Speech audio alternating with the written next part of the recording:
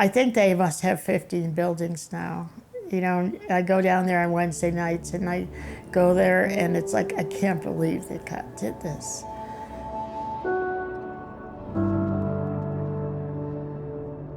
"30 years ago, Springs Rescue Mission was not a campus. It wasn't a strategy. It wasn't even a building. It was an invitation to see people, not problems, an invitation to love neighbors, not from a distance, but up close, an invitation to believe that God could do something extraordinary right here in Colorado Springs." That invitation began with two people, Paul and Marilyn. They set out to follow Christ's call to care for the least of these.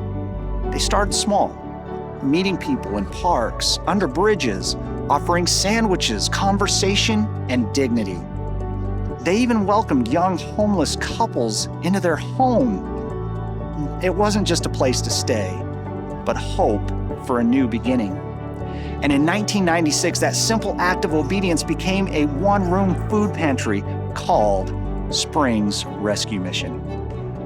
For more than a decade, the mission focused on meeting urgent needs, feeding the hungry, helping men overcome addiction, supporting families in poverty, loving neighbors the way Christ does, patiently, personally, faithfully.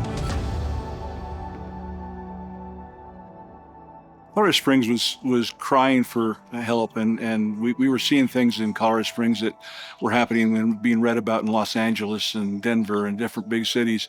The mayor called out and said, "We've got a real problem with homelessness," and so it was kind of an invitation for anybody in the community to stand up and do something about it.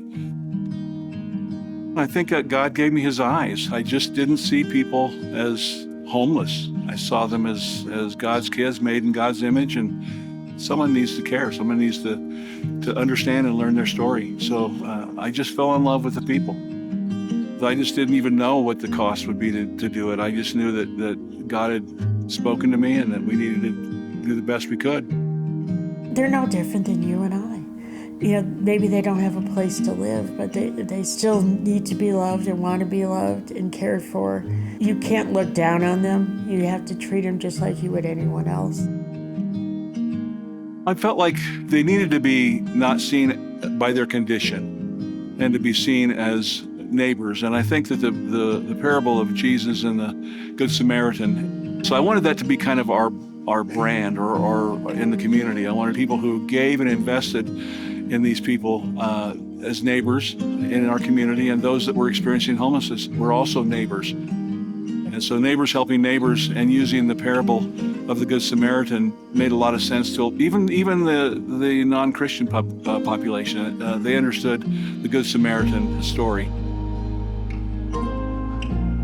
We had a 40-bed men's addiction recovery program initially, but the city was calling for shelter beds and day center. And so first year we had 37 cots.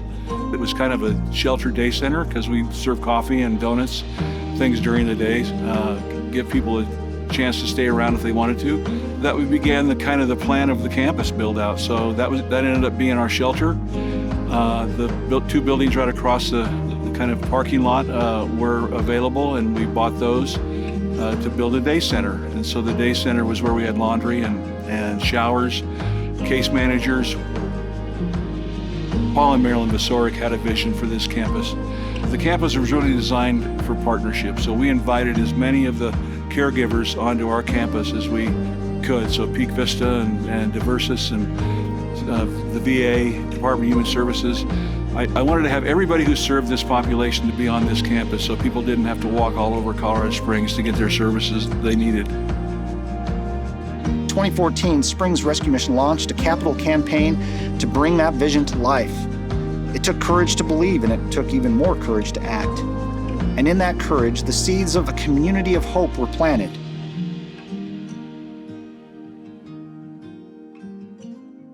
Larry had been asking me for years to help with fundraising for Springs Rescue Mission.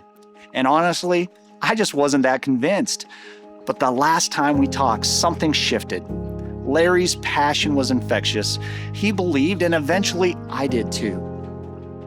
I didn't know much about homelessness, In fact, I came from an investment background in global fundraising. I pictured Wall Street, not Las Vegas Street. But God had other plans. So together, we built a campus. Larry, me, and many other faithful team members that all joined in this cause, a community that was willing to love a little bit bigger, a place where people were welcome, a place where they could get a hot meal, a good night's sleep, where healing can begin, where neighbors become family. There's a thread that runs through every chapter of this story. Paul invited Tom. Tom invited Larry. Larry invited me. And just like Paul and Marilyn 30 years ago, inviting people into their home, every single day, we're still inviting. We invite our city's most vulnerable neighbors to step through our doors, and we invite a community that wants to help, to love their neighbors well. But invitations take courage. Courage to take that first step. Courage to leave what's comfortable. Courage to follow God wherever He leads. It all begins with an invitation and the courage to say yes. And 30 years later, that invitation is still open. And the story is still being written.